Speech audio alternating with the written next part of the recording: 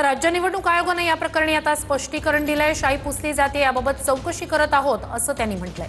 मार्कपेन या आधीच्या पालिका निवडणुकीत वापरला गेल्याचं देखील निवडणूक आयोगानं सांगितलेलं आहे। मार्करनं बोटावरती शाई गडद रंगात लावावी अशा सूचना देखील आयोगानं दिलेल्या आहेत। तर शाई पुसली जाते या संदर्भात आता तपास सुरू असल्याचं राज्य निवडणूक आयोगानं म्हटलंय। अशा प्रकारच्या तक्रारी आल्या आहेत, त्या संदर्भात तपास करत असल्याचं, चौकशी करत असल्याचं राज्य निवडणूक आयोगानं आता म्हटलंय। राज ठाकरे यांनी खरं तर या संपूर्ण प्रकरणावरती भाष्य केलं होतं। त्यांनी देखील सांगितलं आहे शाई पुसली जाते, शिवाय ठाकरे गटाकडून देखील या संपूर्ण प्रकरणासंदर्भात आक्षेप नोंदवला होता आणि त्यानंतर आता राज्य निवडणूक आयोगानं या संदर्भात चौकशी करण्याचे आदेश दिलेले आहेत। तर मार्करचा वापर याआधी सुद्धा पालिका निवडणुकीत केला गेला होता। मार्करनं बोटावर गडद रंगात शाई लावावी अशा सूचना दिल्याचं राज्य निवडणूक आयोगानं आता स्पष्ट केलंय। तर राज्यात 29 महापालिकांसाठी मतदान सुरू आहे।